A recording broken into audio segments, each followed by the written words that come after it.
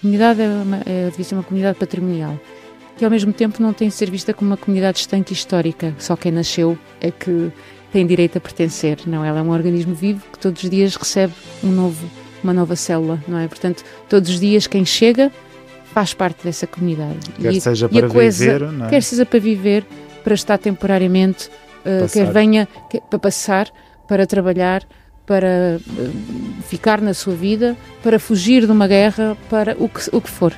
Ela tem que estar preparada para aceitar, incluir e, mais do que incluir, permitir a coesão, e a coesão implica não só o acesso, mas também já o respeito, a tolerância e a aceitação, não é? E, portanto, tem que permitir isso tudo. E esse é um desafio muito grande que toca muitos vetores. A nossa matriz tem sido a cultura, mas aquilo que ela toca é muito transversal, é muito maior que isso. A esperança atrás do muro. Um podcast de André Filipe Oliveira. Olá, hoje falamos de um projeto que está a transformar Lisboa, os Jardins do Bombarda. A minha convidada está a liderar a criação deste centro cultural no coração da cidade, com espaços para arte, cultura e comunidade. Este projeto está a revitalizar uma zona histórica, trazendo vida e dinamismo, ao mesmo tempo enfrentando os desafios da gentrificação e outros desafios em curso na cidade. Quais os objetivos para este espaço e como é que a arte pode ajudar na transformação social? Eu acredito que muito, mas vamos descobrir tudo isto nos próximos minutos com a minha convidada Marta Silva. Bem-vinda. Obrigada pelo convite. Muito gosto e obrigado por ter aceitado aqui o convite para falarmos deste projeto que é muito especial. E para quem não o conhece, resumidamente, começamos por esta entrada. Um ponto de encontro para a comunidade. Serve este conceito? Claro que sim. Posso adicionar outro, que é um ponto de encontro para a comunidade num processo permanente que é a construção de uma cidade mais sustentável. E a sustentabilidade tem sido durante muito tempo associada só à questão ambiental, mas não existe sustentabilidade sem sustentabilidade social, não é? Há mais vetores, não é? Há muito mais vetores, e a questão toda que se fala sobre a forma como as cidades têm densificado, descaracterizado, turistificado, e portanto todos aqueles pequenos bichinhos e monstros, como o nome da gentrificação e tantos outros, que põem as cidades em crise, ou a comunidade que a vive em conflito muitas vezes, não é? Ela, se não é olhada com cuidado, se as pessoas não são vistas como património também, para além dos edifícios, fazem parte, não é? Elas fazem parte. A comunidade devia ser uma comunidade patrimonial, que ao mesmo tempo não tem de ser vista como uma comunidade estanque histórica. Só quem nasceu é que tem direito a pertencer, não? Ela é um organismo vivo que todos os dias recebe uma nova célula, não é? Portanto, todos os dias quem chega faz parte dessa comunidade. Quer seja para viver, não é? Quer seja para viver, para estar temporariamente, para passar, para trabalhar, para ficar na sua vida, para fugir de uma guerra, para o que for. Ela tem que estar preparada para aceitar, incluir e, mais do que incluir, permitir a coesão, e a coesão implica não só o acesso, mas também já o respeito, a tolerância e a aceitação, não é? E, portanto, tem que permitir isso tudo. E esse é um desafio muito grande que toca muitos vetores. A nossa matriz tem sido a cultura, mas aquilo que ela toca é muito transversal, é muito maior que isso.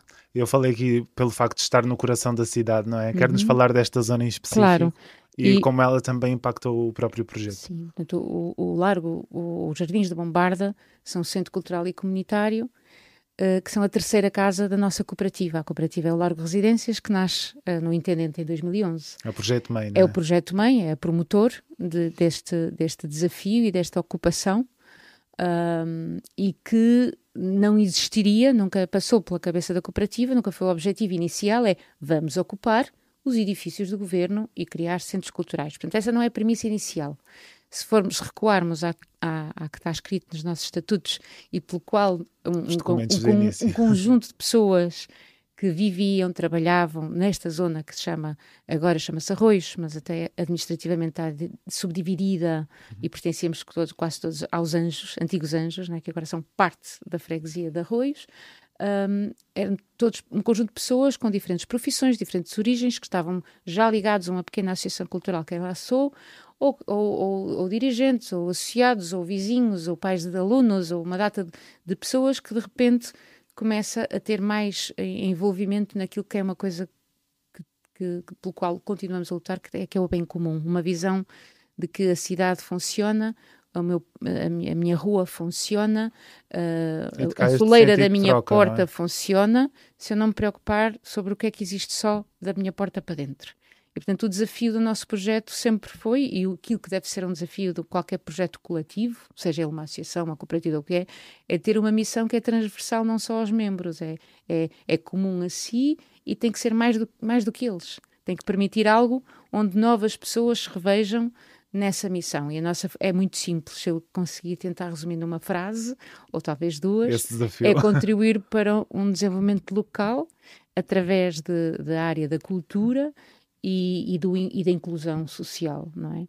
Simultaneamente, vendo estas áreas como aliadas e como fortalezas dentro do capítulo que é a economia social e solidária, não é? Muitas vezes não são vistas como área da economia, elas criam atividade, elas criam postos de trabalho, elas criam uma dinâmica, elas criam um valor, tangível ou não, e essa economia social e solidária o que é que a resume? Porque é que ela é solidária? Porque ela traz precisamente um impacto mais do que para si, mais do que para os membros, traz um impacto global, um impacto para fora. E devolve de alguma forma. Ela tem que devolver e estar sempre a pensar no impacto coletivo e que esse coletivo é cada vez maior e é cada vez, no nosso caso, é o desenvolvimento local, a palavra do contexto e a cultura como o esqueleto, não é?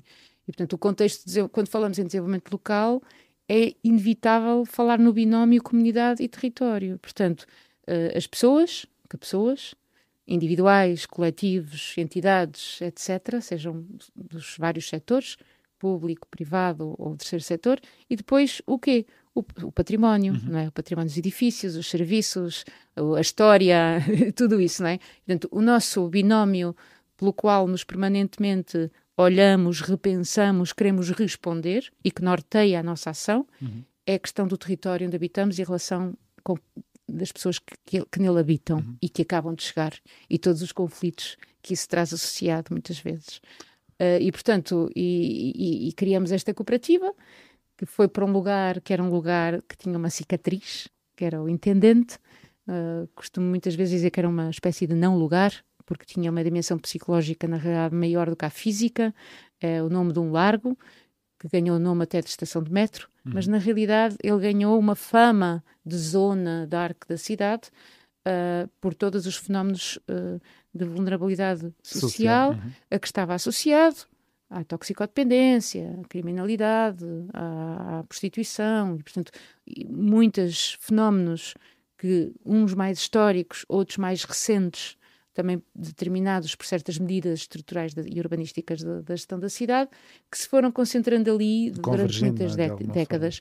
E por ser uma zona acessível, traz outra dimensão, que é a diversidade. E as freguesias mais diversas do nosso país, onde residem cerca de 100 nacionalidades, isso é quase que foi durante muito tempo uma bandeira e um banner de local intercultural, local de diálogo e o tornou quase que exageradamente fancy, ou seja, quase que disneyzificava a questão das migrações como uau, é tão giro o contacto com a diversidade. Não pode ser só giro, isso é paternalista, não é? Tem que ser visto como normal. E acontecer, não é? Tem que acontecer na prática, não como uma bandeira para dizer uau, que fixe, nem como o que está a acontecer agora, que é o associar ao perigo, à intolerância, ao crime, à insegurança, etc. E como é que se chega aqui? Por esta chegada de novas pessoas? No fundo, essas novas pessoas já cá estavam muito tempo antes de um processo de reabilitação da zona do Intendente. Era uma zona acessível, era central e, portanto, grande parte do fluxo migratório, que é muito diverso, desde os PALOP até às comunidades indio-asiáticas e depois, não é, todas as outras que vieram por acréscimo, foram ali comprando edifícios, comprando casas, ocupando, vivendo, criando comércio. Têm ali já, historicamente, há muitas décadas, a presença dessa diversidade. À raiz, não é? A Se formos raiz. à história também... Se formos à história, não é? A moraria, portanto, ela esteve sempre lá, quase. Agora, ela é vista e usada, em termos de política e de visão, sempre de uma forma um pouco diferente, dependendo do que é a corrente em vigor. E o nosso trabalho, que nós já estávamos nesta freguesia, nesta tal pequena associação, foi perceber que ela tinha esta pequena fratura e cicatriz, chamada Intendente, que, com o apoio de um programa, que era a primeira edição do programa BIP-ZIP, um programa, na minha visão, bastante inovador do município de Lisboa, e chamo-lhe inovador há 13 anos atrás, não tanto agora considero que está precisar não é de uma atualização, é de um impacto maior naquilo que são outros setores de gestão municipal, mas naquela altura, de facto, muito inovador, quando ainda nem se falava muito em participação, ainda nem se praticava muito noutros países europeus, que acabaram por visitar o Intendente de Moraria como uma espécie de case study, de como se envolveu os agentes locais, o território, a comunidade no pensamento, no diagnóstico e num plano de desenvolvimento comunitário que o município de Lisboa decide implementar naquele eixo, portanto, contemporaneamente ao nascimento do Largo Residências, sendo que nós já estávamos cá a trabalhar e a morar antes, e, portanto, há ali uma década que foi vista e planeada como um futuro, mas, ironicamente, foi o futuro que eu conheci na minha vida passado mais rapidamente, não é? Porque... E salientar aqui o rapidamente. Já acabou. Ou já está numa outra visão. Portanto, todos os projetos que foram nascendo com o intuito de trazer uma nova vida, sendo que o nosso não era uma nova vida na visão da limpeza, mas era uma nova vida daqueles que já lá viviam e trabalhavam na relação com estas dimensões mais vistas como problemáticas, de alguma forma tentamos, e foi um trabalho muito gradual, de realização, de mudança de percepção, de coesão, de criação de redes, de parcerias, de abrir, de trazer a comunidade para dentro do projeto, de criar postos de trabalho com elas, de integrar nas visões, integrar as suas experiências naquilo que é a nossa ação hoje em dia. E isso foi 10 a 11 anos de trabalho no Intendente, que a meio do percurso, aí por volta de 2016, 2017, já começou a perceber-se que afinal este trabalho estava a começar a ser ameaçado pela questão da gentrificação e da especulação imobiliária. Primeiro e depois. Primeiro, que traz associada uma comunidade que começa a sair porque não consegue resistir aos preços. A seguir vem não só as casas para viver, mas vêm os coletivos e as entidades e as coletividades e as associações que também não têm capacidade de pagar espaços aos preços que eles se tornaram para trabalhar e para criar essas zonas de encontro, que foi por aí que começamos. E a cidade começou a perder isso. O Largo do Intendente, quem lá vá hoje e quem vá lá em 2018 ou 15, é uma diferença muito grande, né? Mesmo muito grande. Aquilo que se conseguiu construir em determinados anos, de trazer ali uma vida, uma criação de laços de confiança, onde esta diversidade fazia parte e era vista como normal e não como nem extraordinário, nem o problema. Isso muito rapidamente, primeiro por causa de uma questão de não controle desta especulação, e agora mais recentemente por outro tipo de visões.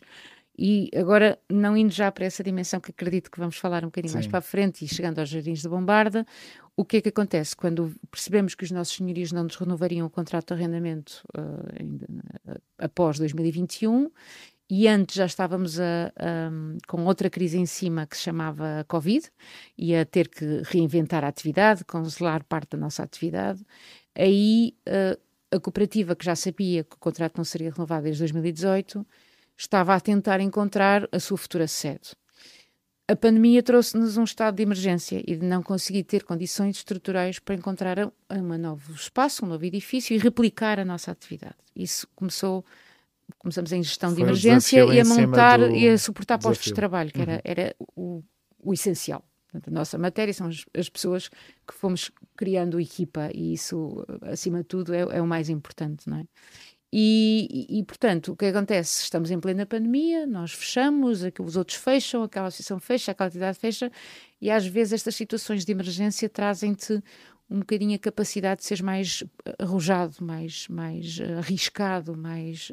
Porque tem mesmo de vir desse lugar, não é? De fazer vem de um lugar de isto era o que era aceitável, neste momento já não dá para ser razoável, temos que ser necessários, temos que ser urgentes, temos que ser perspicazes e temos que ser assertivos e eficazes, não é? E, portanto, o que é que começamos a fazer é não temos capacidade de alugar novos espaços, nem nós nem outros, então vamos começar a mapear o património que o nosso Estado, seja ele propriedade do Governo Central ou Municipal, tem, porque estava fora de questão abandonar o território para o qual a nossa missão ainda estava em progresso, sendo que não estava resolvida. Portanto, com a especulação imobiliária, houve problemas acrescidos àqueles que não existiam antigamente, não é? Antes havia um problema face às pessoas com menos condições socioeconómicas e relacionadas com algum tipo de problemática.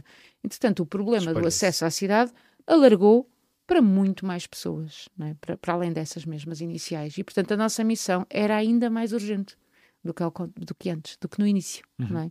Ela começou a ganhar novas causas, novas necessidades, novos objetivos. E, portanto, o que é que a cooperativa tem que fazer? Se a nossa missão é esta, nós não podemos repetir uma receita.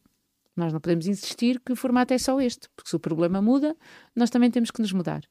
Portanto, fizemos esse mapeamento e começamos a bater à porta e a negociar. E, portanto, sinalizamos o quartel da GNR, de Claro Cabeça de Bola, mais conhecido como Santa Bárbara, e sinalizamos o Hospital Miguel Bombardo e o Convento do Desterro, que era o Hospital do Desterro, etc. O Hospital do Desterro já estava protocolado como outra entidade, projeto esse que depois, infelizmente, não avançou. Muito contrariamente àquilo que achamos que seria o razoável, foi alienado e vendido, e, portanto, nós já tínhamos a noção, desde o momento que começamos a criar lá residências, que grande parte do património da Colina de Santana estava num processo de alienação, porque parte dos hospitais já estavam vazios, e conventos e quartéis, outra parte, com a grande notícia da construção do Hospital Central de Todos os Santos, um dia que iria acontecer, muito provavelmente os vários hospitais que hoje em dia ainda temos em funcionamento também irão, daqui por uns anos, deixar de funcionar. E, portanto, se já tínhamos tido a experiência de um intendente de moraria com muito pouco património público e de dimensão grande, se ele já estava bastante gentrificado, olhamos para o outro lado da avenida, a avenida enquanto coluna dorsal da zona, e, portanto, estes bairrinhos, Pena, Anjos, Intendente, etc., moraria como órgãos deste corpo, ramos, não é? Estes ramos deste corpo, e pensa assim, este lado, as cicatrizes estão talvez a ser planeadas, mas ainda não existem, poderão vir a existir, não é? E, portanto, aí, na fase da Troika, parte deste património passa para a STAM, que é uma sociedade imobiliária de participações públicas que gera o património, que na realidade compra e vende património do Estado, não é? Que tem intuito capitalizar o próprio Estado. E, portanto, quando o património passa para a STAM, é sinal de que vai ser alienado, não é? Se o património integra o Estado, quer dizer que o Estado comprou, quer dizer que é para dar algum serviço, algum uso que o Estado necessita. Portanto, se passa para ser alienado, alto lá, isto pode acontecer aqui um grande problema na Colina de Santana no futuro.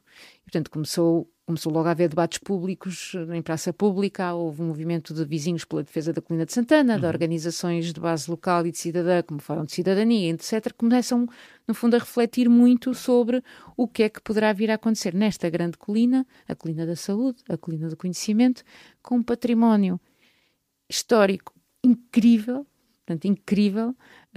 Com o tempo marcado, não é? Marcado, tem uma marca muito grande histórica também nesta parte da cidade, e fazer um processo de planeamento urbano da sua transformação não pode ser qualquer coisinha. E, portanto, já numa fase pós-troika, mais conhecida, usando outros palavrões, na fase geringonça, né, esse processo para a parte deste património, é travado e é aprovado um decreto-lei que determina que parte dele, nomeadamente, pelo menos, o quartel de Santa Bárbara, que já estava vazio, e o Hospital Miguel Bombarda, que já estavam vazios, iriam integrar o FNDREC, que é o Fundo para a Reabilitação de Edificado do Estado, com fins habitacionais. Portanto, começa-se, obviamente, a introduzir o debate do acesso, da falta de habitação acessível nesta zona da cidade e um pouco por toda a cidade. E começa então o governo a olhar para estas grandes zonas como, ok, elas podem ser devolvidas às cidades, os muros podem ser esbatidos, os portões podem ser abertos e podem integrar a cidade, não só com a habitação, mas com os serviços e o comércio que faz falta a esta equação e que são necessários a esta zona da cidade. E, portanto, esse processo, felizmente, teve uma reversão, não é? E, portanto, está até ao dia de hoje com esse intuito, mas ainda não estavam os projetos definidos, os concursos lançados, as operações aprovadas urbanisticamente, etc, etc. A tal burocracia, não é? A parte toda que demora tempo, e bem, porque as coisas têm que ser definidas, discutidas e participadas, se possível. O que aconteceu foi que em 2020 foi quando nós pedimos autorização à Astamo para utilizar o quartel da GNR apenas para uma edição do festival que em pandemia não dava para fazer no meio da rua e, portanto, serviu de casa para esse festival, que era um festival que fazíamos com as várias entidades do bairro, o Bairro em Festa, e depois de lá estarmos, já ganhamos um veículo de comunicação para dizer, calma lá, estamos aqui num sítio com 14 edifícios e estamos nós e não sei quantas outras pessoas a chegar aos contratos de arrendamento ao fim. E o projeto ainda não estava aprovado e a obra ainda não estava em calendarização e, portanto, assim, temos que fazer, lá chegamos a este tal estado de emergência e da proposta mais arrojada, que é, não precisamos de uma sede para o largo, nós precisamos de tentar recriar aquilo que se está a perder na cidade, que são largos, praças e zonas onde a comunidade se encontra e converge, não é? E onde as entidades, que normalmente, mais as de terceiro setor, nomeadamente ligadas à cultura e à ação social, que trabalham com vista à coesão dessas comunidades e ao envolvimento delas, também têm que ficar sediadas. E, portanto, a proposta foi, à Astamo, obviamente articulada com o município enquanto parceiro estratégico e parceiro que apoia parte da nossa atividade e também enquanto parceiro que tem sempre uma palavra a dizer relativamente ao licenciamento futuro destas operações urbanísticas, dissemos alto lá, enquanto tudo isso não acontece, porque às vezes tudo isso são 3 anos, ou são 10, ou são 15, ou até são 20.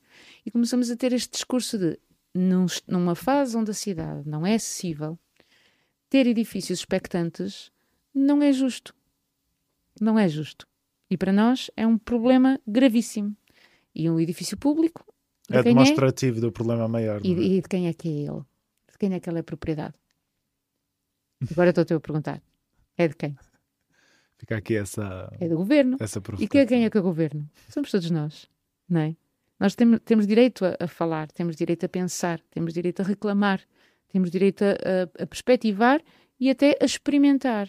E, portanto, aquilo que fizemos foi propor em regime temporário e experimental a ocupação destes edifícios expectantes até que as operações urbanísticas futuras iniciassem, idealmente podendo ensaiar aquilo que nestas operações também achamos que deve contemplar, que é o espaço para a cidadania e para a cultura e para a inclusão social, não é? Que é muito importante, e não só as casas e um comércio que não tem necessariamente a comunidade local como o seu alvo prioritário. E, portanto, ensaiamos isso no quartel, mas o largo chega lá sozinho e vê aquela dimensão e diz assim, vamos abrir um colo público e vamos deixar de ser um espaço de Largo Residências e vamos criar um centro onde o Largo Residências é o gestor, coordenador, mas onde é também a sede de não sei quantos outros projetos. E, portanto, lá criamos e acolhemos cerca de 40 projetos individuais e coletivos com mais de 150 pessoas a trabalhar em permanência, o que traz toda uma economia impactante, não é? E a criação de novos postos de trabalho e a atividade toda de serviço público que é feita para a comunidade, bem como abrir estes portões e estes muros para as pessoas usem e estejam e se encontrem nos espaços sem necessariamente ter que sentar numa esplanada a pagar um copo de vinho muito caro, não é? E que também não se contribui de alguma forma para essa especulação que vem...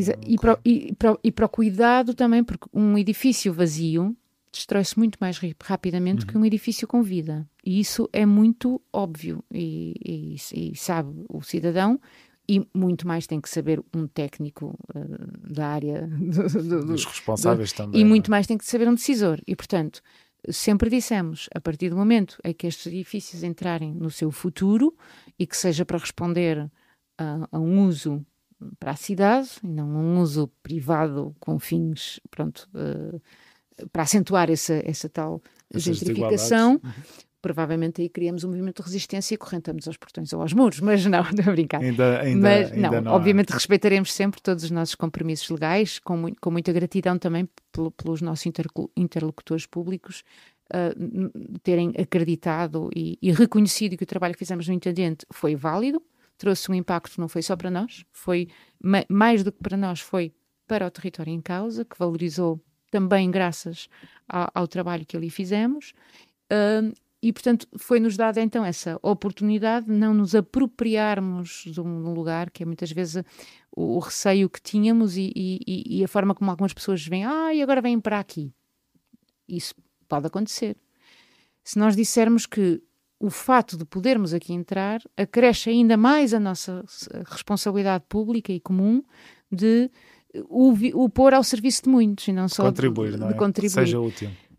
Em 2021, o pré-projeto que foi desenhado para o quartel e para o Miguel Bombarda, o do quartel é aprovado no urbanismo do município e, portanto, ele pode entrar em execução, concurso, obra, etc. O do Miguel Bombarda, não é discutido, não é aprovado e implica ainda decisões, sendo o que importa dizer que o Miguel Bombarda, ao contrário do quartel, tem património classificado, é uma área muito maior e deve também ser alvo de uma discussão muito mais pertinente, envolvida sobre o seu futuro. E, portanto, o que acontece é que estávamos no quartel e a meio percebemos que afinal esta operação ia começar rapidamente e o PRR permitiu também que esse rapidamente ainda fosse um bocadinho mais rapidamente do que costuma ser habitualmente. E portanto já estávamos em funcionamento no quartel, conseguimos ficar neste regime que não era o Largo sozinho em festivais, mas era o Largo com um coletivo de entidades, conseguimos ficar cerca de 1 ano e meio em funcionamento pleno, mas já a projetar. E desde logo começamos a negociar com a Stamo e o Ministério da Habitação, que seria o futuro decisor sobre, neste caso, ainda do anterior governo, porque a negociação foi feita ainda em 2023, sobre esta transição necessária para vagar o quartel e ele começar a obra no momento previsto, coisa que felizmente aconteceu, e que era uma pena aquela experimentação que se estava a conseguir no quartel e que foi provada que era um novo pedacinho de cidade, não era só um sítio onde uma pessoa vai para ver um espetáculo, não, uma pessoa vai estar também há cultura, também lá estão pessoas há muita coisa para fazer. E portanto aí conseguimos esta negociação já em nome deste coletivo para transpor o nosso universo para um outro lugar psicológico, tal como o Intendente, que é o antigo Hospital Psiquiátrico Miguel Bombarda, o primeiro hospital psiquiátrico do nosso país. E aqui já vamos na terceira morada, não é? Claro, o terceiro lugar. E ainda assim não estão a usar o espaço completo, trata-se de uma pequena parte. São 44 mil metros quadrados, dos quais tem muitos edifícios, mas parte deles classificados e outros que não estão em condições de segurança para serem utilizados e outros que estão, mas por questões de acesso a zonas mais interditas não era tão fácil de ser usados. Portanto, conseguimos negociar com a Stamo o uso parcial, ou seja, 6.300 metros quadrados deste antigo hospital, que na realidade não eram muito conhecidos do imaginário da população, porque eram antigas zonas de jardins e hortas que existiam desde quase sempre. Então o abandono ainda estava mais acentuado. Ainda estava mais acentuado. E, portanto, tínhamos aqui um desafio acrescido, que era, estávamos em 12 edifícios no quartel, com 100 e tal pessoas lá a trabalhar, e agora íamos para uma zona que tinha muitos jardins, mas não tinha edifícios suficientes para albergar todo o ecossistema.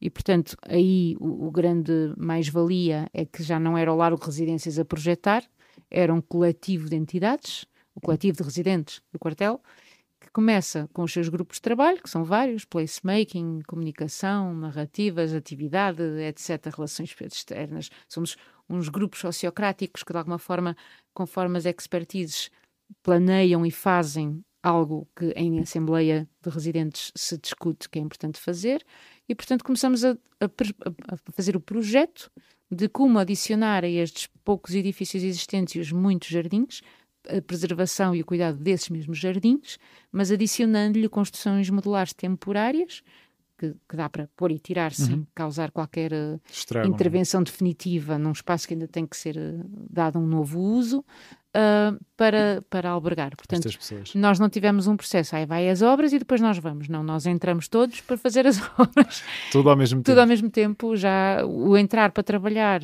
para começar a trabalhar, foi desde do dia zero. Sim. E esse dia importou muito. Foi muito importante.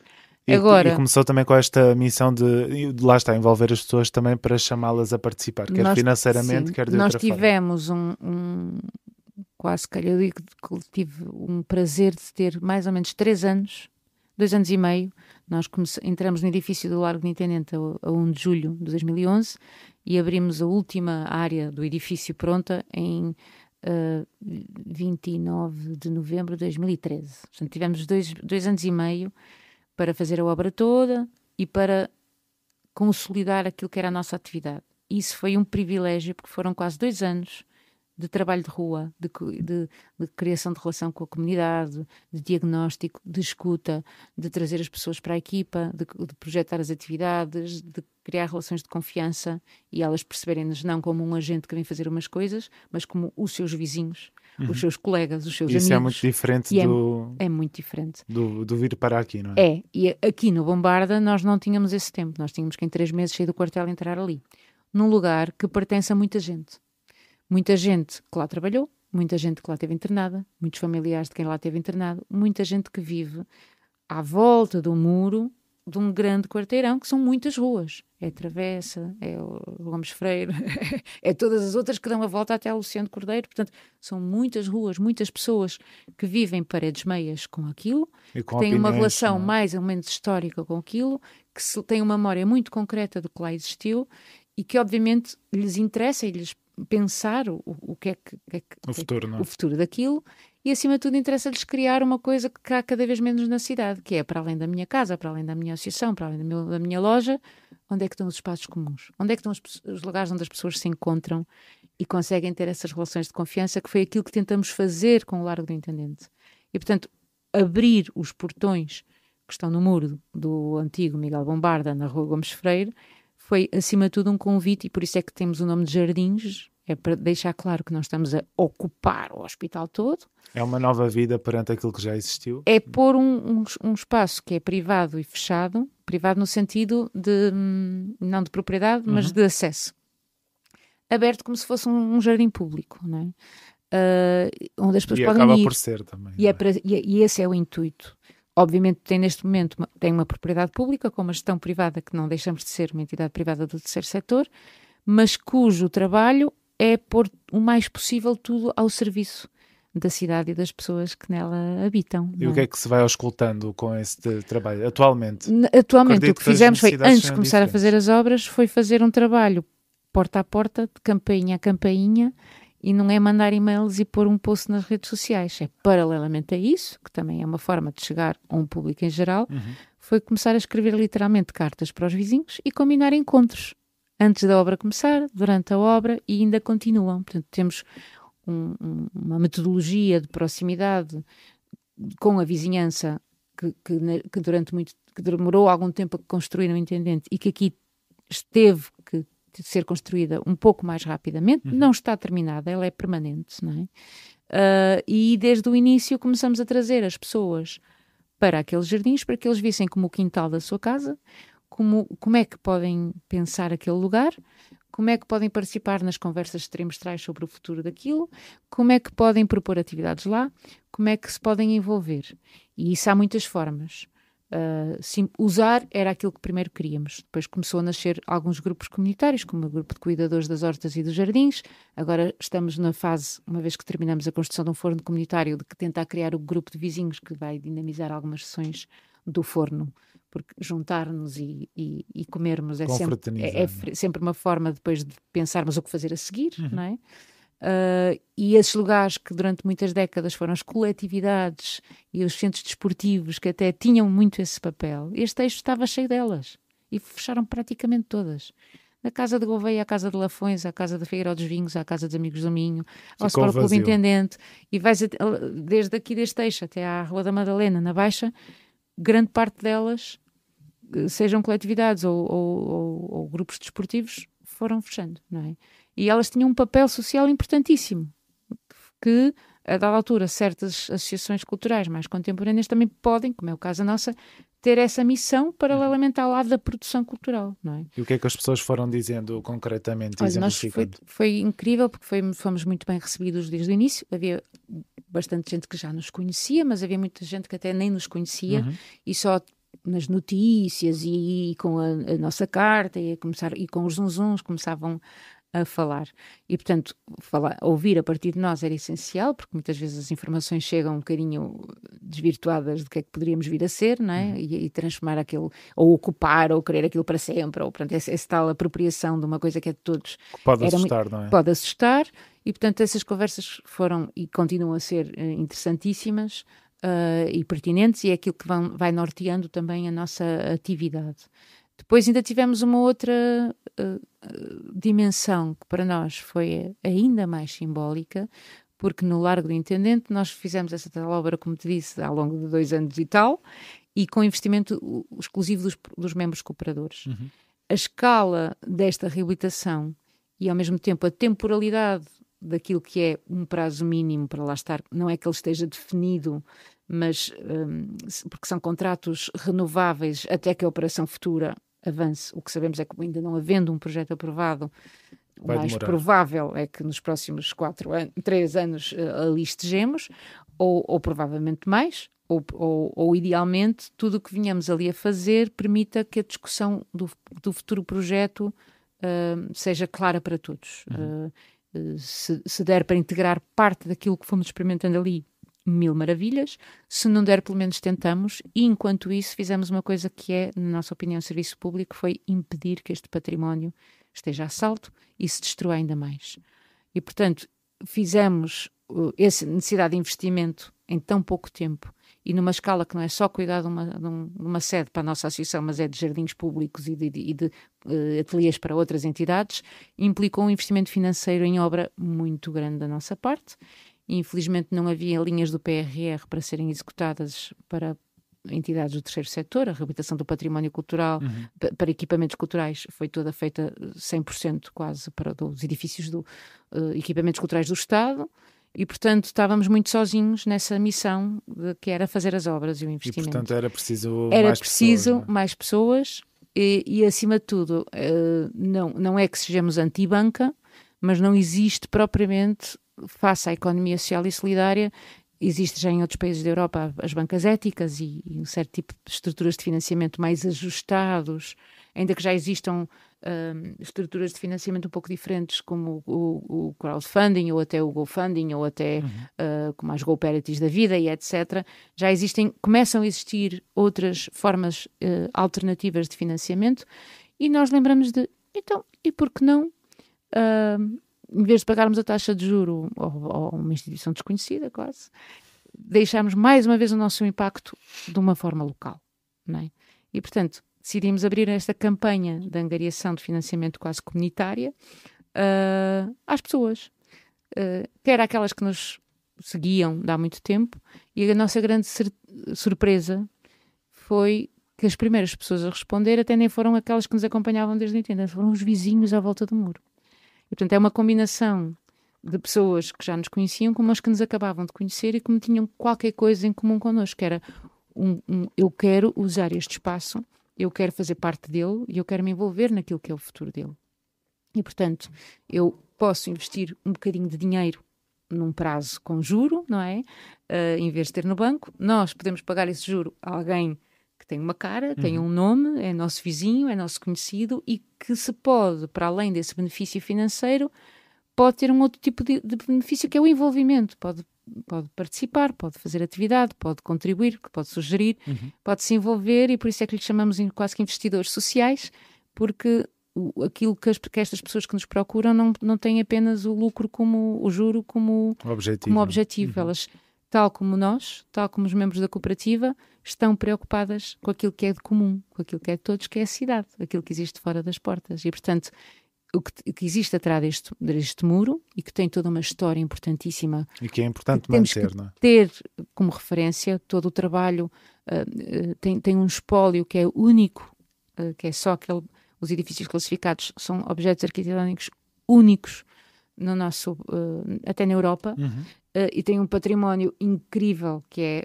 a história do primeiro hospital psiquiátrico do país, 100 anos de psiquiatria que pode ser contada a partir de todo um trabalho sobre como é que aquilo funcionou, como é que eram tratados os pacientes, como é que as terapias foram mudando, como é que o estatuto do doente foi mudando, como é que a abordagem foi mudando, e é algo que já foi trabalhado dos últimos administradores, o Dr. Vítor Freire, quando transforma uma antiga prisão, pavilhão de alta segurança, que é o Panóptico, nos últimos anos já era o Museu de Arte Outsider. Ou seja, ali haviam também artistas, ali haviam pessoas que, sendo nas terapias ocupacionais, sendo por serem de raiz artistas, há um espólio de arte bruta incrível, que é a Arte Outsider, incrível. Só existe uma coleção privada no Norte, no Centro de Arte Oliva. E, portanto, o nosso governo pode, este espólio é propriedade do Hospital São José, que é a grande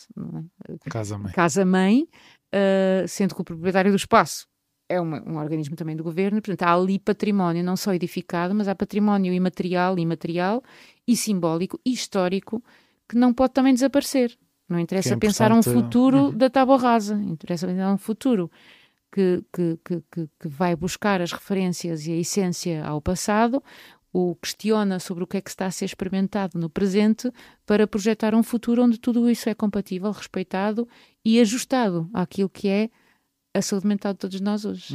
Que é um tema cada vez mais pertinente e urgente. Que não ter uma casa para viver, não ter um sítio de encontrar, são condições essenciais à prevenção da saúde mental. Não é? E que todos de alguma forma vamos falando. Nós percebemos o que é que o isolamento social do Covid trouxe. Não é? E, portanto, o que estamos a fazer às cidades, quando quebramos as relações de confiança entre vizinhos e entre pessoas que partilham um mesmo território, nós estamos precisamente a abalar a estrutura emocional do cidadão, que é e a aumentar base... estas desconfianças de uns sobre os outros, é isto. Completamente, não é? E, portanto... E é isso também que foi auscultando nesse contacto direto? Claro que sim, claro que sim.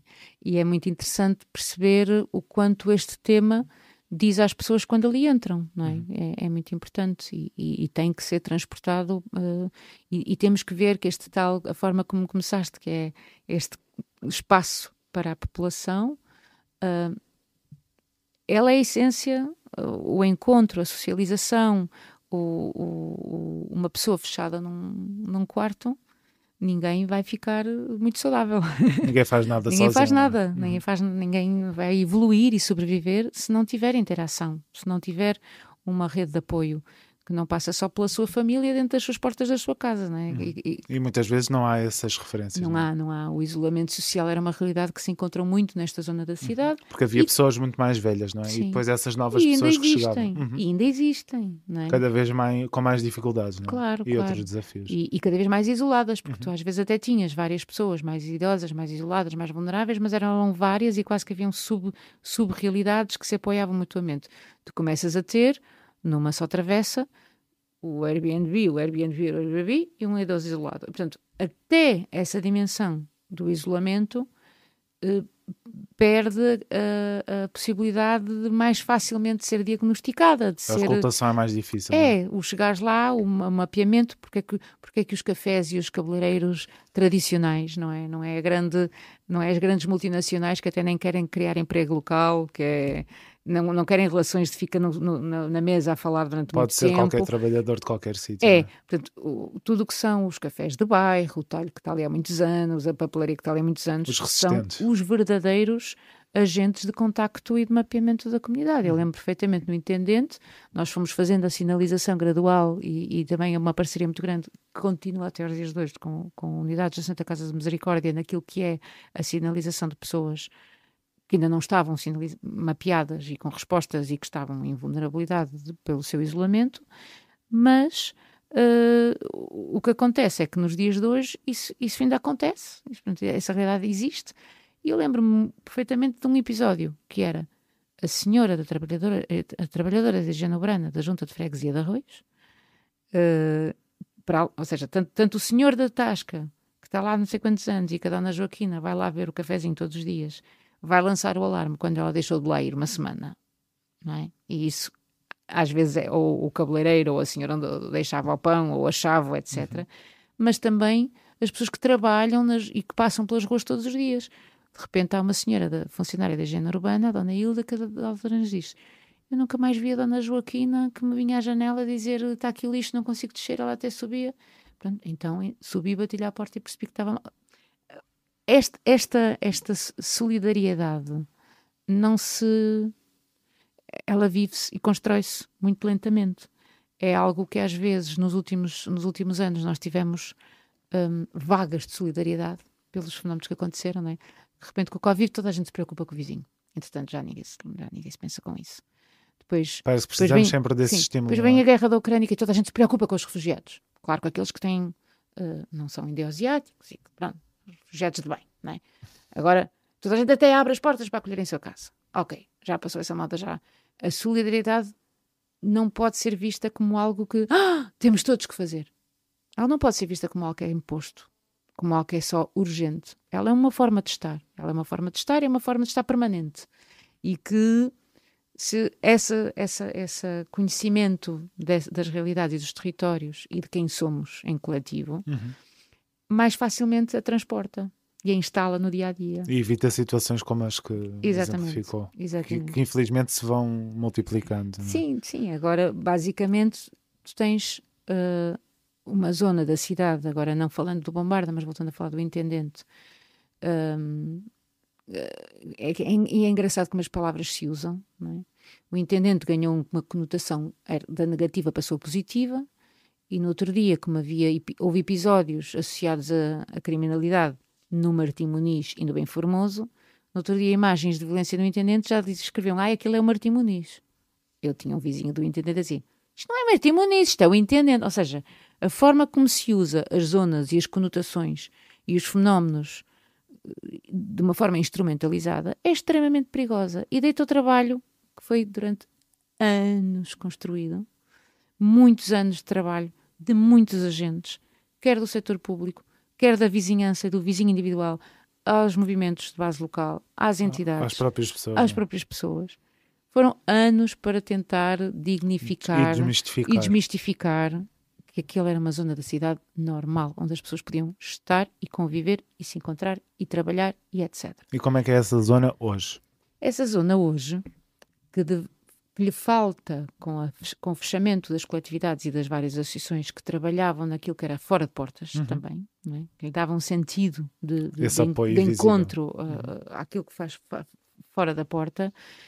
Obviamente, ela traz uma espécie de vazio que cria uma imagem de insegurança, não é? E começou a ser descrita como uma zona, agora é estranho passar no intendente. Porque não reconhecemos ninguém. Não reconhecemos ninguém, já nos conhecemos uns aos outros, já não há aqueles momentos de ver quem é que é o vizinho, já não há tal sítio onde há atividade e nós podemos simplesmente estar.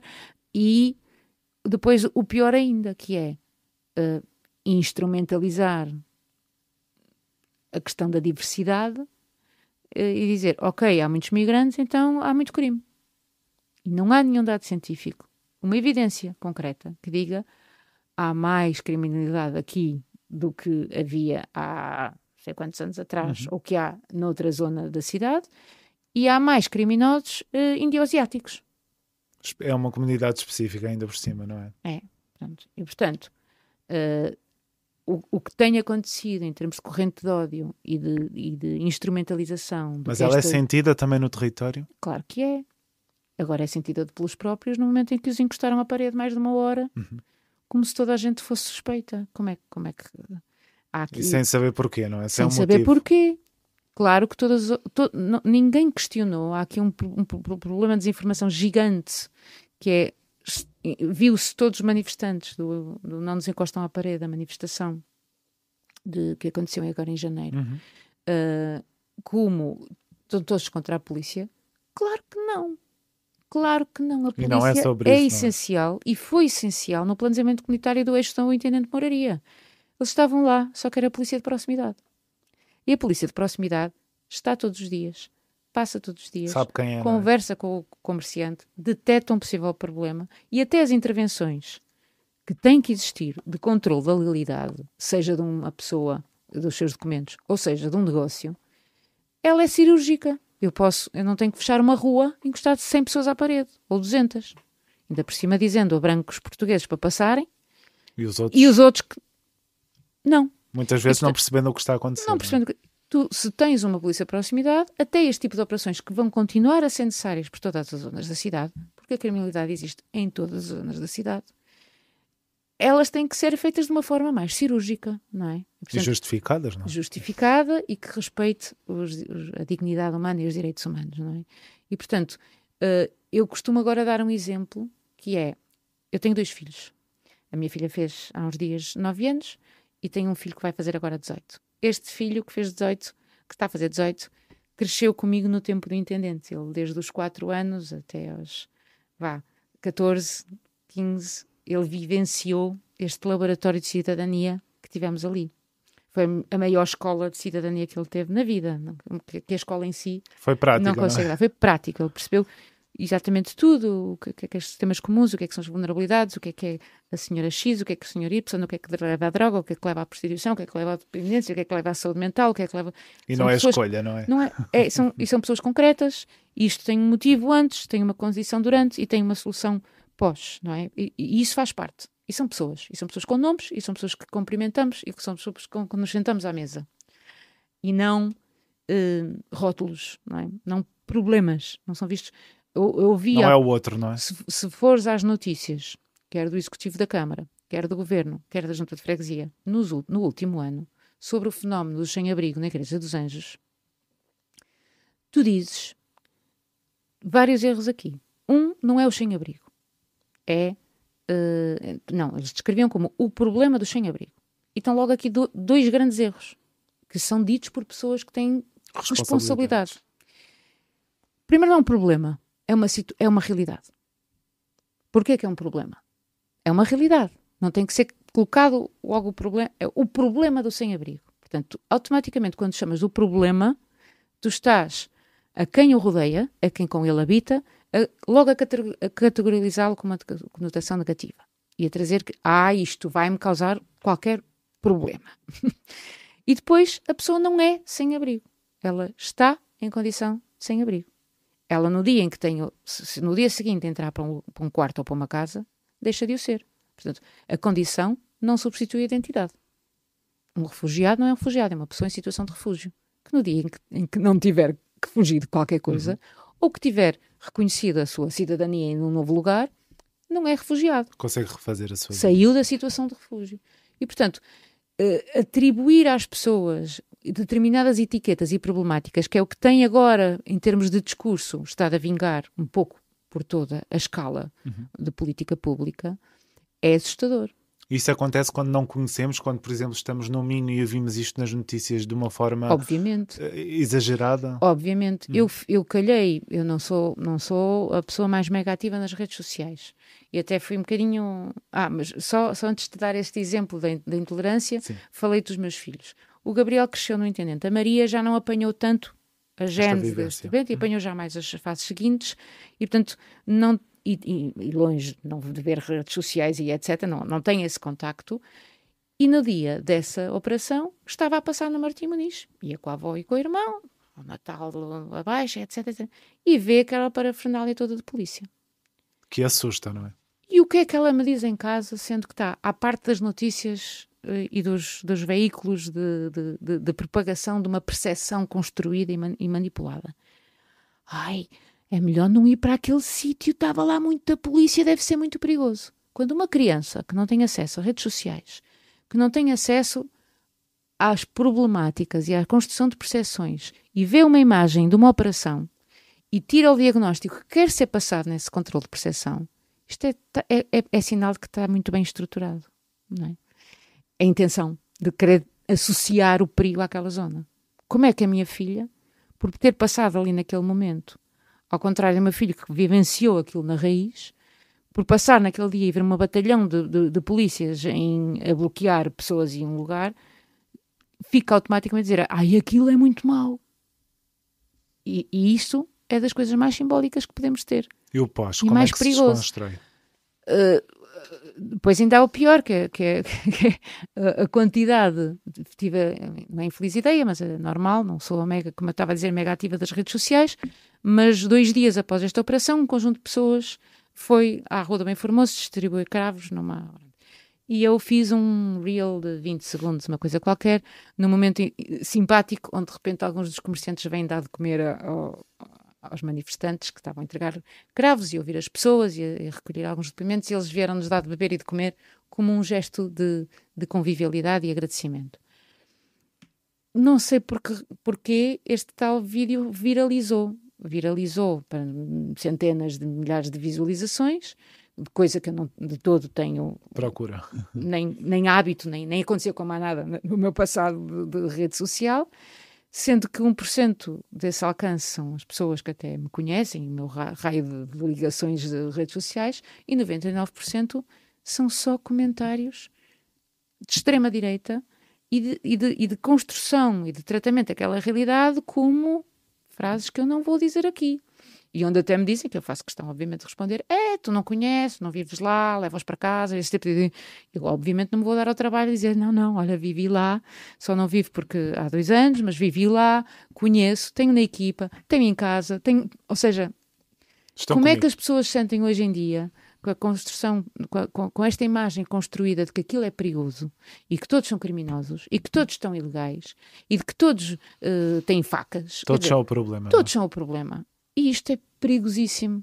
E quando fazemos um ato daqueles, e a manifestação que aconteceu no 11 de janeiro, eu acho que das últimas, tirando talvez a celebração de 50 anos de 25 de Abril, dos últimos anos que eu me recordo, foi a que na Almirante Reis teve mais potência e globalidade, e o espectro de pessoas, as suas orientações partidárias, e esse espectro era muito grande. E se ele é tão grande, quer dizer que nós estamos a tocar numa coisa que é muito essencial, que é a nossa liberdade e os direitos, e o respeito. Portanto, não estamos a reivindicar por casas, não estamos a reivindicar por melhores salários, estamos a reivindicar pela existência. Que é um direito básico, não é? Que deveria ser básico. E que eu peço a todos, há muitas pessoas ainda vivas que viveram o fascismo e lutaram por um 25 de Abril, e quem não foi, como foi o meu caso, que nasci depois disso, tenho os meus, neste caso só a minha mãe ainda viva, mas lembro-me de contarem na primeira pessoa, dentro da minha casa, tudo o que foi feito para isso. E está muito fresco ainda em grande parte da população, ou pelo menos nos familiares da população, que já contam, não é? Que já ouviram como atores, quando esta identidade, esta liberdade, este respeito estava posto em causa e demorou a ser construído, ele é urgente de não ser... perdido. E, portanto, a celebração dos 50 anos de 25 de Abril não é por acaso. Os 51 vão ser mais importantes que os 50. Porque começamos a ver sinais de coisas que não deveríamos ver? Não. Eu não aceito que os meus filhos vejam isto. Não aceito. E, portanto, temos que ser radicais. Temos que ser radicais. E o radical é lutar, neste caso, pela sobrevivência, por direitos. É não calar. E não é só reivindicar, é propor, é fazer e é encontrar o maior número de mecanismos para que a voz de quem não aceita e quem não concorda seja ouvida, seja tida em consideração e possa ser implementada e possa ser a nova voz e visão vigente. E há que fazer esse trabalho de uma forma muito unida e coesa, não é? Partilhou de forma muito generosa a frase da sua filha, desse tal medo quando viu as pessoas encostadas à parede. Perguntei naquele momento, guardamos para agora, de como é que se desconstrói essa ideia de insegurança que ela inevitavelmente acabou por ficar. Partindo dela para outras pessoas, não é? O trabalho agora de combater a desinformação é enorme, não é? O quebrar os mitos com factos é imperativo. E, portanto, temos que fazer todos. Tem que fazer a sociedade civil, tem que fazer cada pessoa, tem que fazer os média, tem que fazer os partidos políticos que não se revêem nesta visão. Temos umas autárquicas à portas, isso é fundamental, porque estamos a usar uma zona da cidade como simbolismo para algo que tem que ser visto à escala da cidade inteira, não é? E tem que ser visto à escala do país, não é? Porque isto são visões que têm repercussões em todo lado. E, portanto, tem que ser todas as frentes. Cada vizinho, cada pessoa é responsável pela inclusão e pelo respeito daquilo que faz na relação com o seu vizinho do lado, com a loja onde vai comprar as coisas, com aquilo que escreve na internet, com aquilo que diz aos seus filhos, e quem está organizado, seja ele sobre uma forma de entidade privada, entidade do terceiro setor ou entidade partidária com vista a estar numa entidade pública, por favor, façamos isto bem. É esclarecer com factos e com ações estes mitos perigosos que estão a assaltar as nossas liberdades e direitos. Mas quando as pessoas já estão eu costumo dizer, nesse loop de já não ouvir, da percepção é que contar, como é que se... Eu adorava ter a resposta, não sei Estamos se todos nessa procura, não é? Ou melhor, qualquer...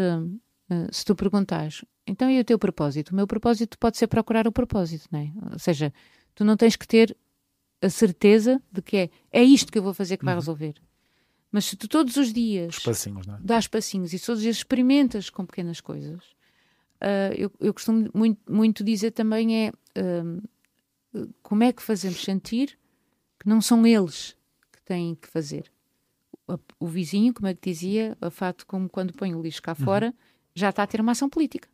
Não é? A microescala de cidadania é uma ação política.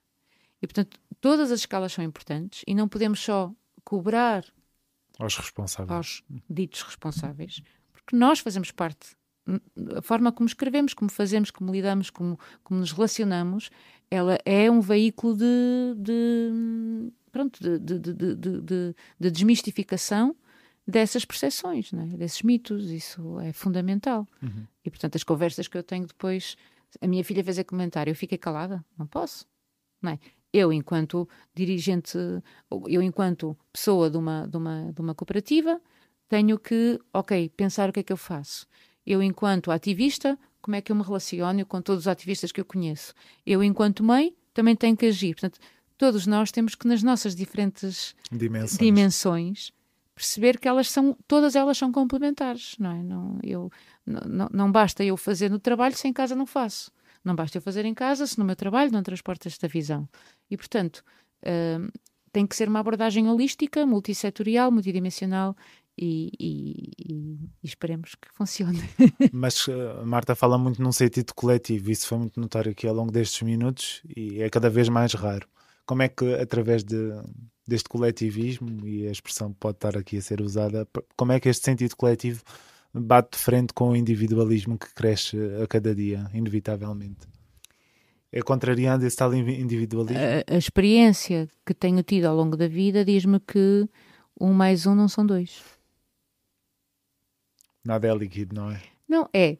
Quando tu e o outro se disponibilizam a pensar em conjunto, para além daquilo que são os seus problemas individuais, e isto aplica-se à nossa vida como se aplica à nossa dimensão profissional, tu consegues fazer sempre mais qualquer coisa do que esses dois fariam juntos. Portanto, a Marta pensar e fazer, e tu pensares e fazer, dá resultado a qualquer coisa. A Marta e tu, juntos a pensar e a fazer, dá mais qualquer coisa seguramente do que isso. E, portanto, o contexto que eu tive, felizmente, de vida, quer desde o familiar ao de estudante, de trabalhadora, foi sempre nestes universos deste pensamento relacional, para além de ter características pessoais que ainda hoje falava com uma outra pessoa que tenho uma dependência. Sou codependente, preciso sempre de companhia, de pessoa, de interação, não gosto muito de estar sozinha, de solidão. Não. O de solidão acho que ninguém gosta, mas há pessoas que, estando sozinhas, não estão solitárias, não é? Que até precisam muito. Eu acho que vou morrer sem ter essa necessidade, talvez. Ou um dia ela aparece numa determinada fase da minha vida, mas ainda não existiu. Permanentemente procurei, sinto-me bem na interação, seja ela com o marido, com os filhos, com a mãe, ou com os colegas de trabalho, ou com o vizinho, ou etc. Portanto, tive sempre essa tendência a procurar esta dimensão coletiva da minha vida, não só profissional. E, portanto, e sempre me senti cada vez mais feliz e realizada, precisamente por esse ganho. Eu sou mais quando estou na relação com qualquer coisa. Com os outros. Sempre muito melhor, não é? E eu a mim mesma, e até isto é contraditório às vezes com aquilo que era mais identificado. Eu venho do mundo das artes, eu fui artista. Hoje em dia sou artista na forma como faço gestão cultural e intervenção comunitária, mas já não sou a autora, eu não é? Dirijo mecanismos para que os outros atuem. Para que aconteça. Para que aconteça. Eu sou mais na retaguarda, e na realidade estive sempre mais na retaguarda do que propriamente tirando uma fase mais de palco e etc. Mas encanta-me muito mais este espaço de coletivização, este espaço de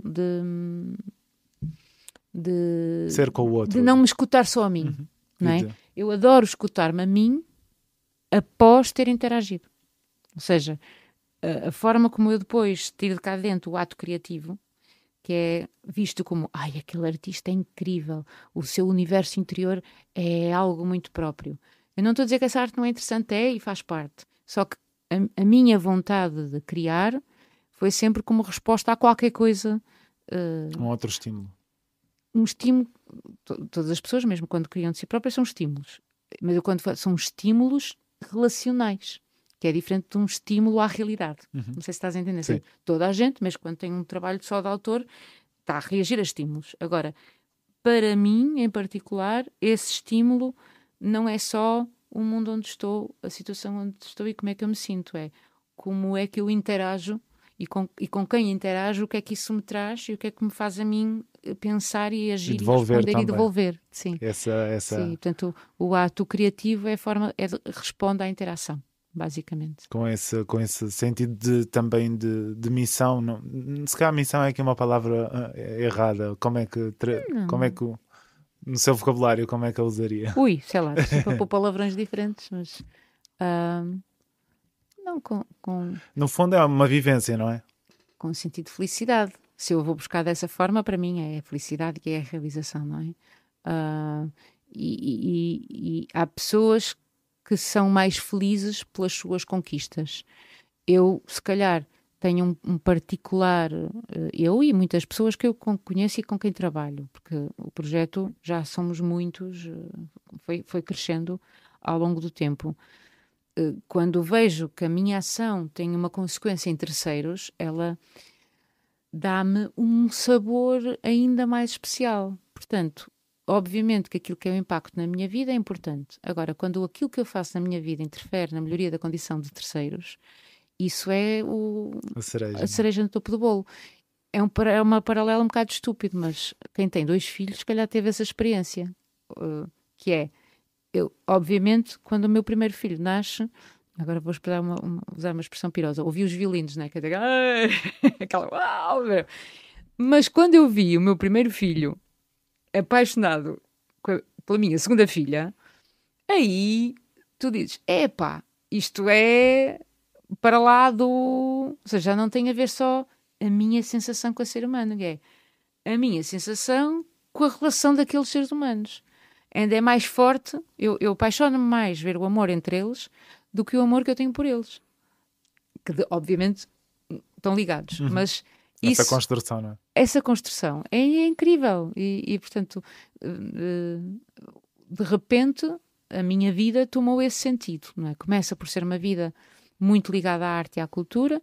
Tive o privilégio do sítio onde me formei e o sítio onde comecei a trabalhar, aliar logo a cultura à questão da intervenção social e comunitária, e depois percebi que esse era o meu terreno que cruzava com a minha dimensão pessoal, e portanto fui-me focalizando nisso. E claro que depois nunca abandono a visão da artista e a visão da gestora cultural, mas o que me move não é necessariamente o trabalho artístico.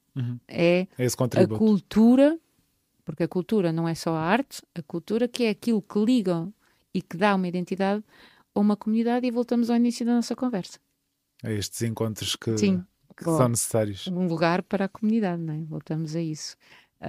E a cultura é essa cola humana, cria esse lugar psicológico e quando tem um espaço físico, adiciona um lugar físico essa dimensão psicológica e relacional que ajuda a combater o quê?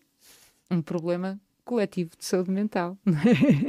Que temos que falar uns com os outros para ir para e os de sustentabilidade das cidades. E, portanto, está tudo ligado outra vez. Voltamos à missão da cooperativa, que necessariamente se cruza também com interesses pessoais, mas que só nasceu porque fui conhecendo outras pessoas no mesmo território com que fundaram este projeto e que continuam até hoje lá, e todas as que se foram adicionando ao longo destes 13 anos, que partilham dessa visão e dessa sensação e desse objetivo, não é? Que são comuns, ou vão sendo Sim. comuns. Para quem não conhece os Jardins do Bombarda, talvez um convite, uma sugestão, o que é que nos quer deixar? Então convido-vos de terça a domingo, que só estamos fechados à segunda, apareçam na Rua Gomes Freire, número 161, abrimos as portas às 10 da manhã. Agora no inverno estamos a fechar às 10 da noite à semana e à meia-noite ao fim de semana, mas a partir de abril já será todos os dias até à meia-noite e temos muitas coisas. Diariamente temos um jardim para estar, temos um espaço de restauração onde se pode também deliciar o estômago e temos uma programação regular que acontece e que pode ser consultada no site, nos órgãos sociais, principalmente no balcão da entrada, onde temos logo os nossos mediadores e anfitriões a passar a palavra e a explicar o que é que ali funciona. Temos cá fora também, lá no espaço.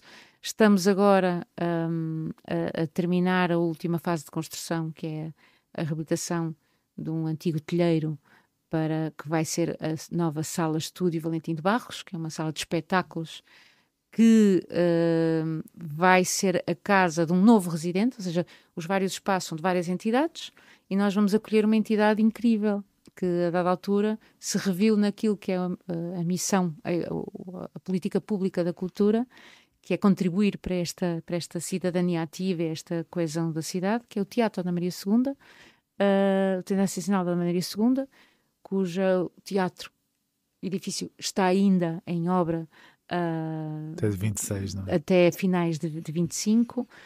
Obra essa que atrasou e encontramos aqui uma parceria incrível. Vamos acolher o Teatro Nacional como um dos residentes, obviamente o residente com um grande espaço e atividade, e que vai no 27 de março inaugurar com uma carreira de espetáculos até dezembro deste mesmo ano.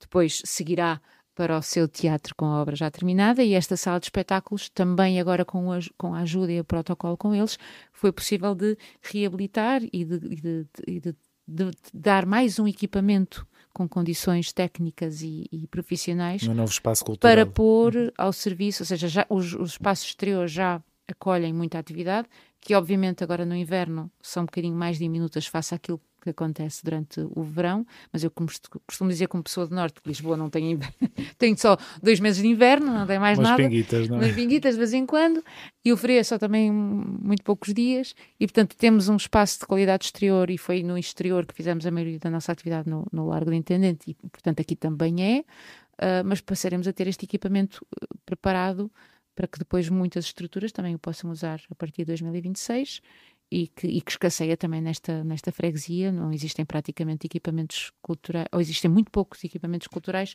com infraestruturas de acolhimento. E, portanto, é também manter essa... muito, muito importante. E, portanto, apareçam para estar, para encontrar, conviver, ver. Muito bonito. E há todo um conjunto de programação que não tenho na cabeça de cor, se não trouxe cábula, mas que se pode consultar nas nossas redes sociais e no site. E um último pedido, aqui uma reflexão sobre o título do podcast, embora eu acho que já o fomos fazendo ao longo destes minutos. A reflexão sobre este título, A Esperança Atrás do Muro, para o que é que isto arremete? Portanto, se eu respondesse no início da conversa, eu talvez associasse este muro psicológico ao muro físico, que é esta tentativa de aqueles muros do Miguel Bombarda enquanto espaço de encarceramento numa fase em que a saúde mental era tratada mais estigmatizada, estamos a fazer um trabalho de quebrar psicologicamente esse muro. Ele continua a existir lá, mas o facto de convidarmos e darmos vida a estes edifícios expectantes que estava vazio desde 2011 é em si um desafio.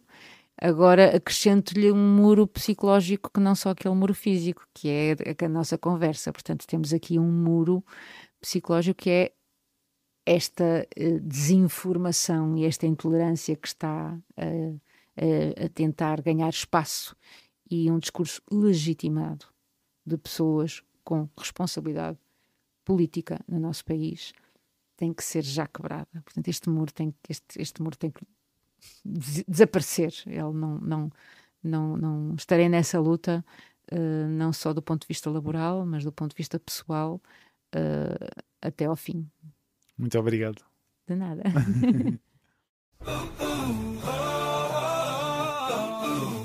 A esperança atrás do muro. Um podcast de André Filipe Oliveira.